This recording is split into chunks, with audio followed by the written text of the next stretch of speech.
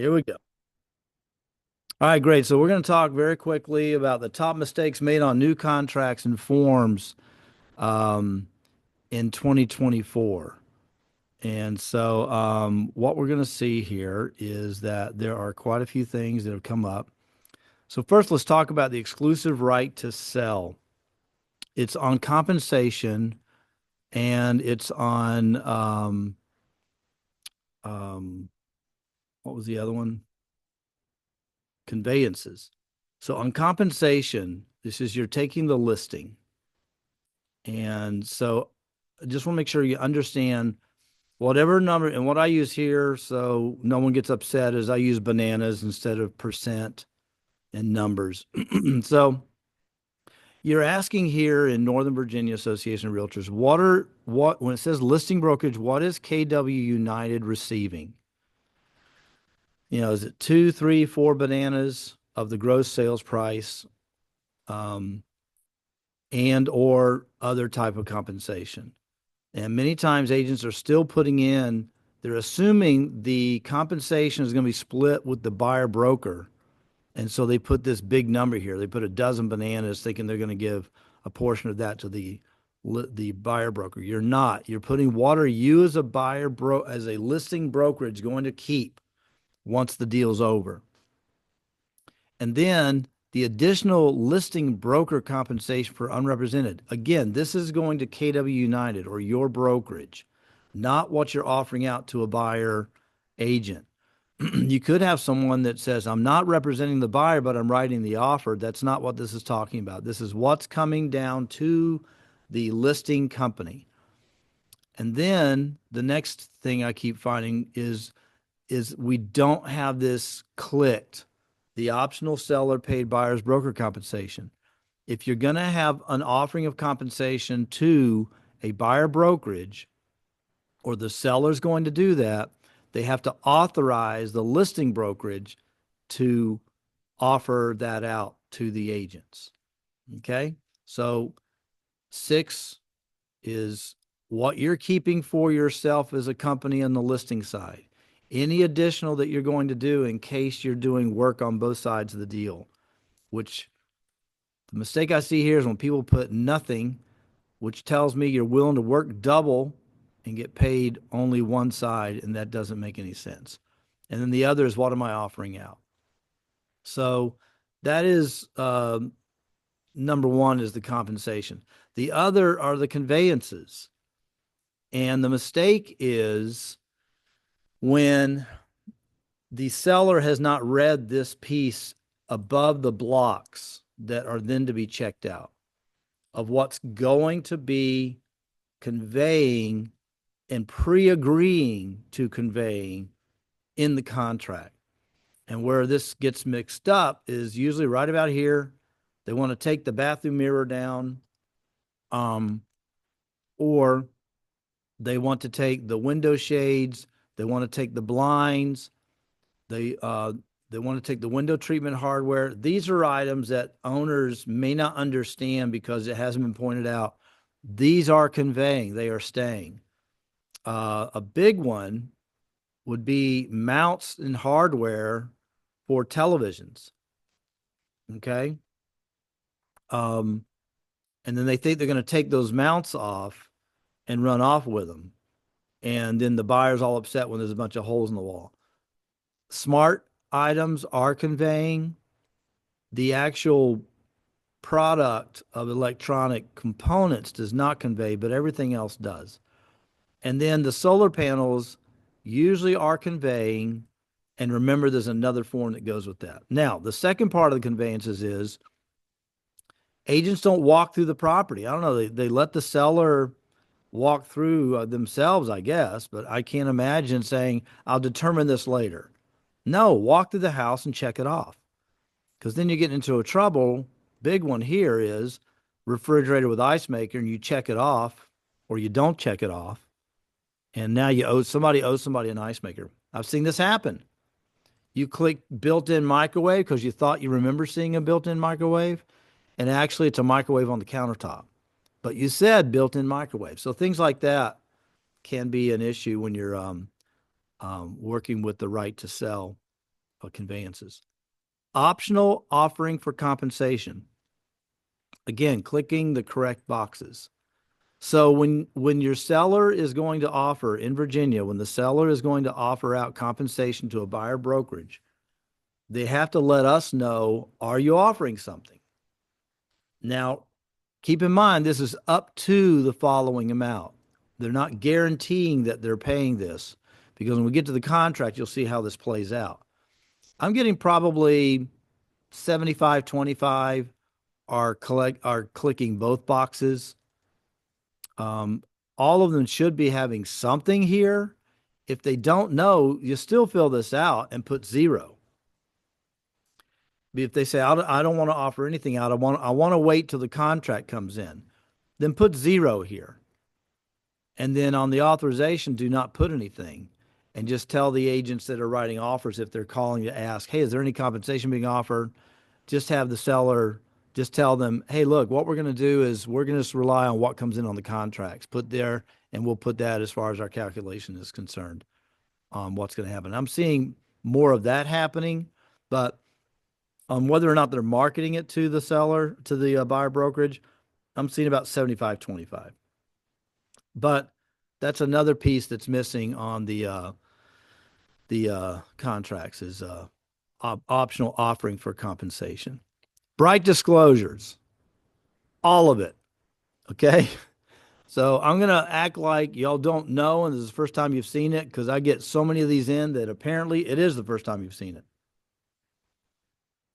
So you got the broker agent. This would be the name of the brokerage and your name. What's the name of the client? Are they a seller or a buyer?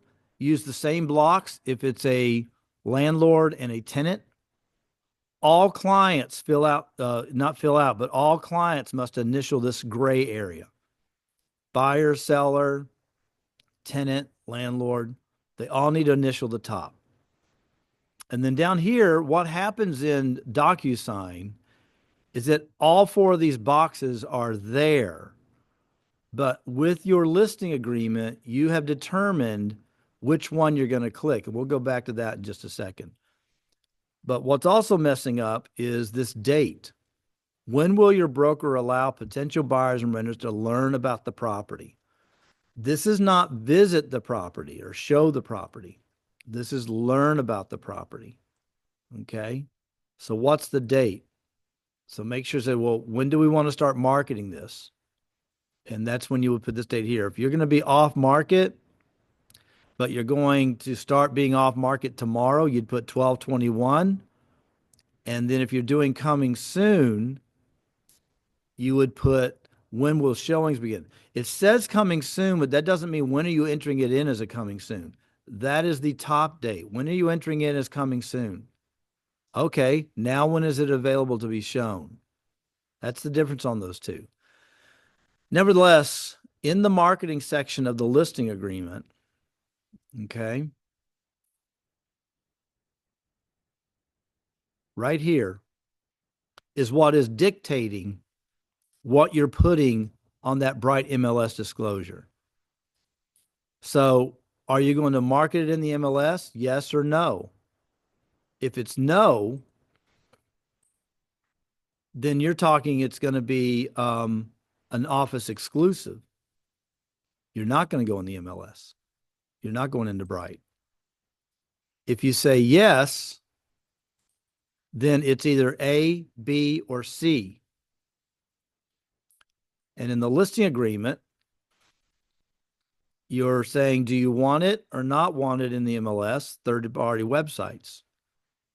If you don't want it on third-party websites, or seller does not authorize address or internet website, then you're clicking B. If you want the full Monty, yes, Bright MLS on the internet, other people's websites. It's 2A. Do not click these other. Do not have them initial these other 3 blocks. If you want the MLS, but you don't want it on the internet, then you do B. This one is rarely used, but I'm just letting you know that would be the option. It's coming soon. You would do C. You're not doing A and C or B and C or A and D. You're doing C. Okay. because this is the launching of, we're getting started here. Now, I'm coming soon. This is when we're going to come on the market and people can see it. And then you circle yes or no on the internet. Now, if you've marked 2D, which is we are going to be exclusive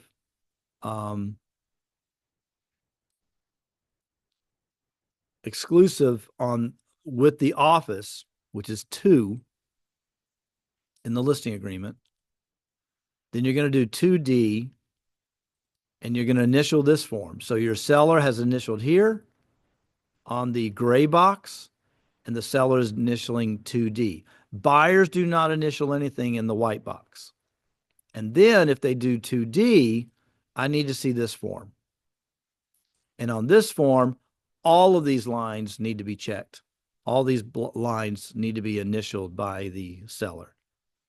You have the property address, what is your name, and the limited marketing form must be signed by the broker as well.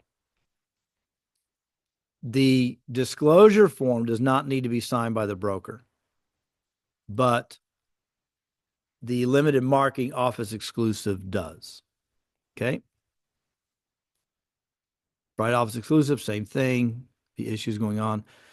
Another one now is exclusive right to represent buyer. Again, it's the compensation language that I'm seeing messed up a little bit. And that is 8. This one is imperative that you put down what you're going to start writing in contracts. This is no longer a choice for the buyer broker and the buyer to say, well, let's see what we do in the future. I cannot write offers for 6 bananas if they've written 4 bananas in here. I can't. That's the agreement with NAR Settlement. So I would submit you try for the larger number of bananas here. And then if you have to change it, we go back to the brokerage agreement amendment to change it to a lower level of bananas if it's 2 or 3 bananas or something like that. But this needs to be the higher one. Now, as a coaching piece, I would just let people know if you have a buyer that's balking because on the buyer broker agreement it says they're on the dime for it, you're not explaining very well how you're going to negotiate on their behalf to have this compensated. Because if you can't get what you have written here, they're not stuck with this. You can go back with the buyer brokerage amendment and change it to what it finally landed at. So compensation under the buyer broker agreement, this needs to be matching what you're putting in the contract. We're starting to have people across the table, lenders, listing agents, new home developers. Great. I'll give you a half dozen bananas. I want to see your buyer broker agreement. And so you're kind of at a loss here and running around to make this match up with what's in the contract. And we just don't want to be caught in that in that type of situation. So that's the buyer broker agreement problems. Residential sales contract. Okay, we're going to be here a little bit longer. Mistakes made on the residential sales contract, unclear language, waiving versus non-contingent, using wrong blanks, info-only inspections, stating ratification date, and not checking boxes. Okay, everybody get your seatbelt on. Here we go. So the first thing is unclear language. And this is when agent and buyer try to start expressing something. And this is usually in the other, but it's one of the number one places that we run into problems. Okay, other's no longer there. I'm sorry. That is now in the addendum. But other conveyances, be clear. What does not convey, what does convey. And we'll get more in the unclear language in the addendum. Waiving versus non-contingent. All right. Up on top, we have financing. Financing conventional, This is telling the seller, this is what I'm going to use. It doesn't mean that this is telling you it's contingent, but this is what I'm going to use. Contingency is on the addendum, not here, but it's telling them what I'm going to be doing. Is there a seller subsidy? Is there a seller payment toward it? That's the commission piece we were talking about. And here's the contingency. Is it or is it not contingent on financing? Well, yes, I'm getting financing. Getting financing does not mean it's contingent on financing. Same thing with appraisal. Getting an appraisal does not mean it's non-contingent. Doesn't mean it's contingent on the appraisal. So here's how that works.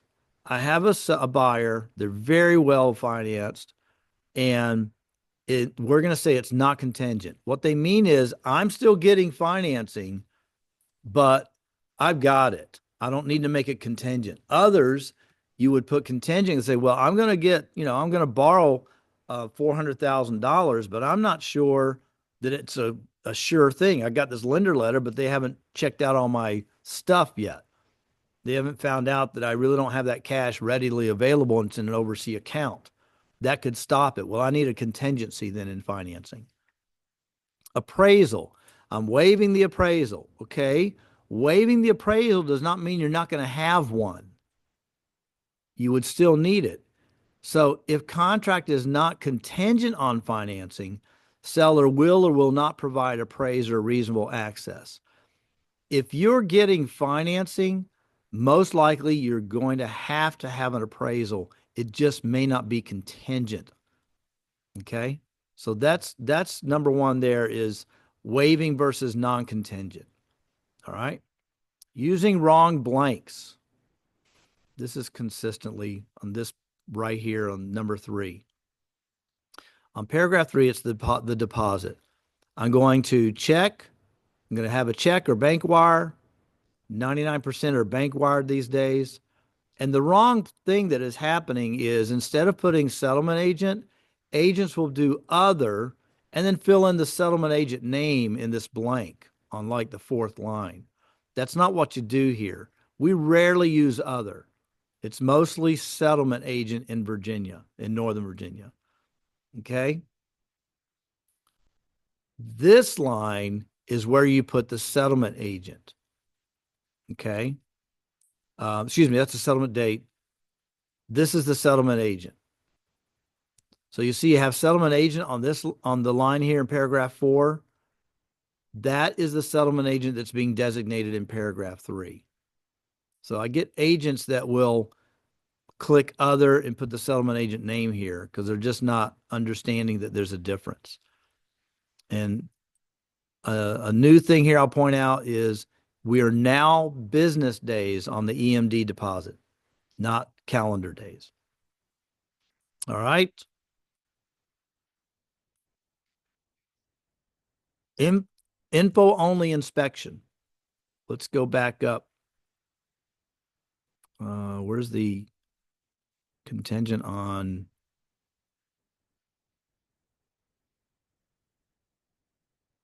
Well, here we go. Paragraph 9. Contract is contingent on a home inspection.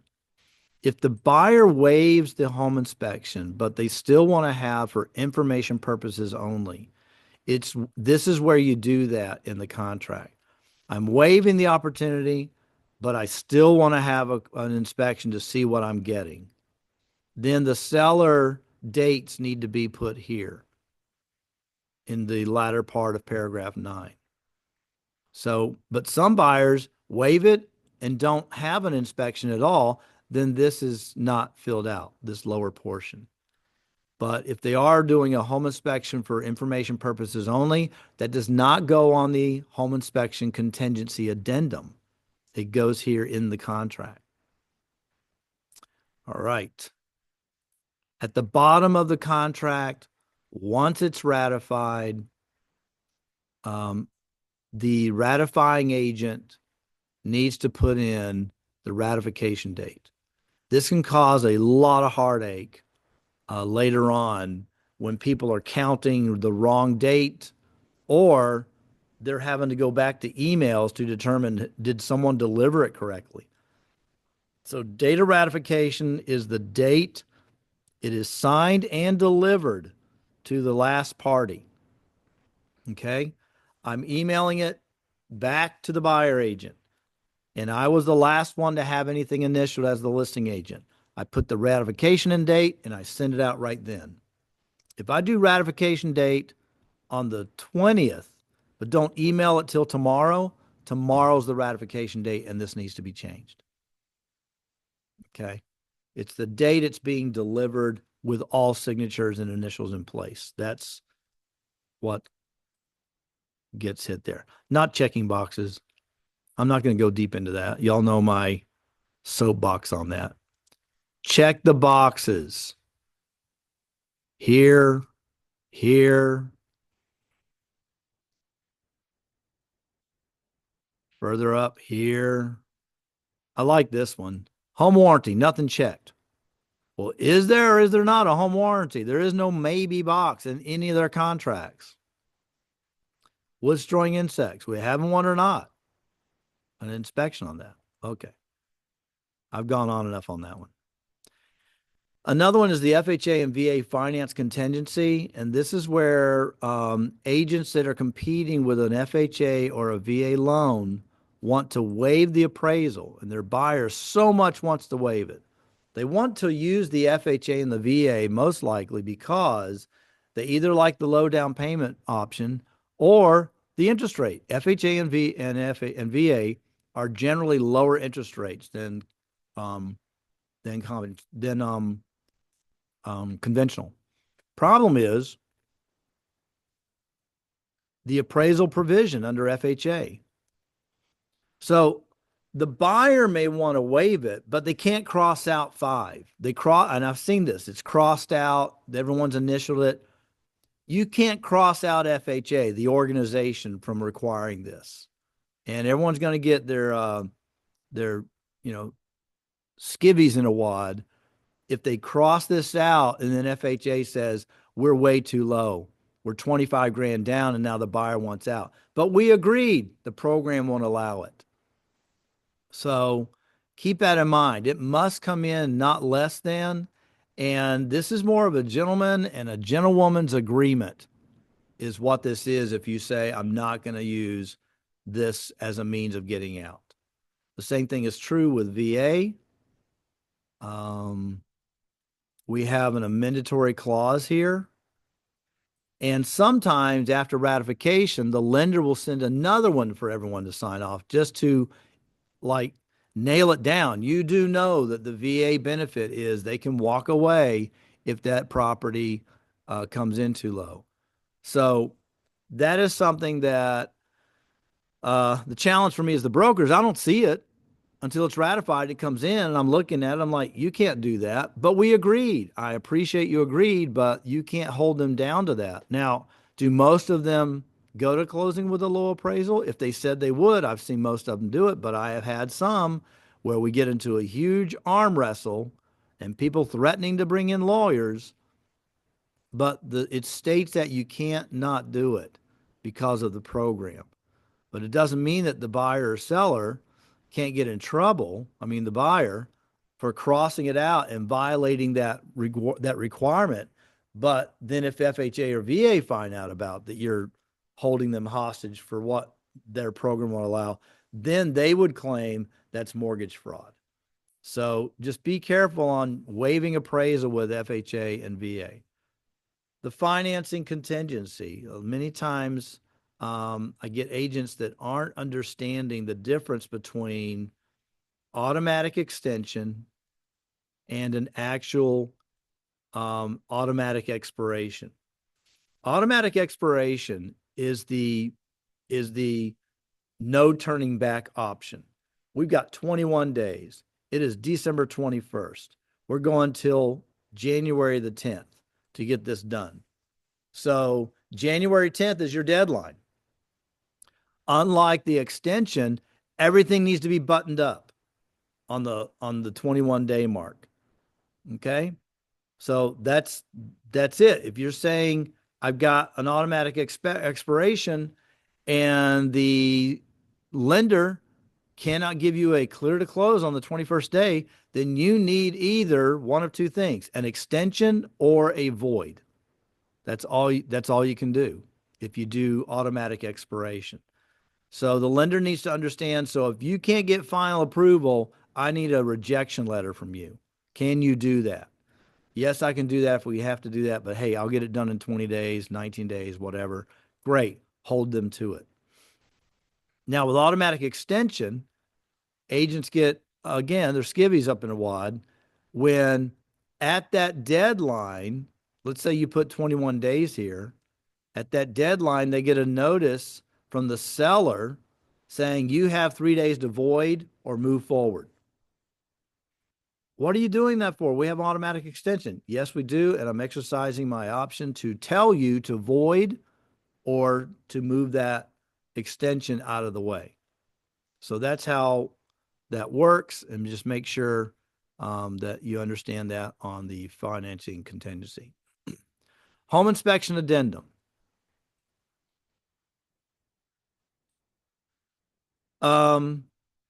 Just a few dates here.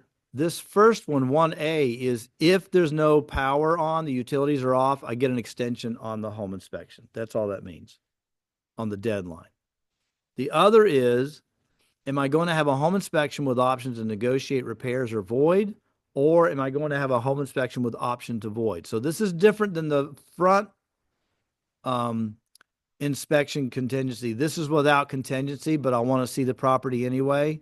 They're not voiding or anything. So you would not have this addendum in there if you've selected that option of no inspection, but I want to see the property. Now, with no inspection and don't see the property, be ready for the listing agent to say, you can do that once we've gotten you the HOA documents or the condo docs. Once that inspection period is over, then you can do your home inspection for information purposes only. So be ready for that. But the dates need to be clear. If you've got your home inspector lined up, you're writing the offer and they'll say, yeah, I'll be there in 3 days. You know, you could do 3 days, 4 days, but I would do no less than 5 days. And this week is a particular week that you've got a couple of days of holiday. So if you've got a holiday weekend, it's not just the time of Christmas, but you got New Year's, you got President's Day, you've got, Easter and spring break and all that. Anytime you're coming up where there's a federal holiday, be ready to extend this beyond 5 days to maybe 7 days. Negotiation period 3, buyer's election period. The mistake I see is they come in here and they put, great, I want 10 days to inspect and I want 5 days to negotiate. You just delayed this thing 2 weeks. So as a strategy, that's not a strong offer. Okay? And then deadlines. Understand in the negotiation period that, let's start it here. Let's say you put 5 days here and 3 days in negotiation. You have 5 days from the day of ratification. If you ratify today at 6 p.m., it's the 20th. You got till Christmas Day, and these are calendar days. You got Christmas Day, 9 p.m. to get that home inspection completed. Then you got 3 days after the time that you turn it in. So if you turn it in on the 23rd, there's 3 days. You don't have 5 plus 3 again. Now you've got 3 days to negotiate. Now you're negotiating on Christmas Eve, Christmas Day, and the 26th. So I'm just saying, be sensible when you're putting these together, but you got the negotiation period. Again, you as the buyer agent have to keep these dates in mind and put them in your calendar, put an alarm on them. I've got 5 days and it's the 5th day. And then if they say, let's negotiate, you don't get 3 days. And on the 4th day, you get to make up your mind. Your buyer has to make up their mind within the 3 days.